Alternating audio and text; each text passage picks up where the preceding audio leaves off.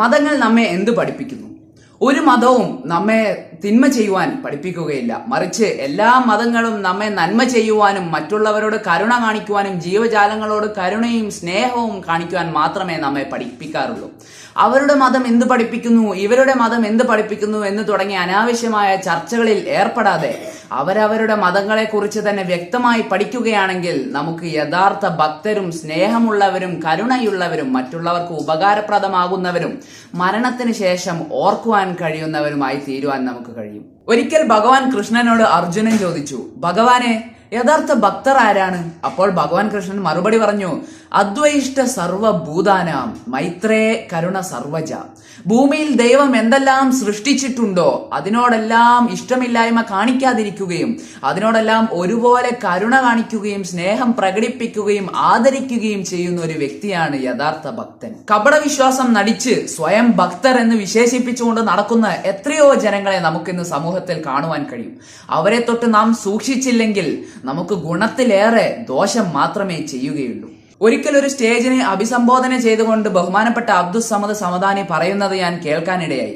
തന്നെ സ്റ്റേജിൽ വെച്ച് മെത്രോപോലിത്ത പുകഴ്ത്തി പറഞ്ഞപ്പോൾ, തന്റെ മഹിമകൾ എടുത്തു പറഞ്ഞപ്പോൾ അദ്ദേഹത്തിന് പൊങ്ങച്ചമല്ല തോന്നിയത്. മറിച്ച് വലിയ വലിയ നല്ല വ്യക്തിത്വത്തിനുടമകൾക്ക് മാത്രമേ മറ്റൊരു വ്യക്തിയെക്കുറിച്ച് നല്ലത് പറയാൻ കഴിയൂ എന്നാണ് അദ്ദേഹം പറഞ്ഞത്. എത്ര നല്ല വാക്യം അല്ലേ?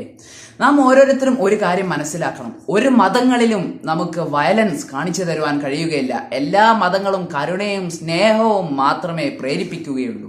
പാപം ചെയ്യാതിരിക്കുകയും പാപങ്ങൾ ചെയ്തു പോയാൽ പശ്ചാത്തപിക്കുകയും ദൈവഹിതത്തിൽ ജീവിക്കുകയും ചെയ്യുന്ന മനുഷ്യരുടെ മനസ്സുകളിലാണ് സ്വർഗരാജ്യം സ്ഥിതി ചെയ്യുന്നത് എന്ന് യേശുക്രിസ്തു. ഇർഹമു ഫിൽ അർള് ഇർഹമുക്കും മൻ ഫിസ് സമാ.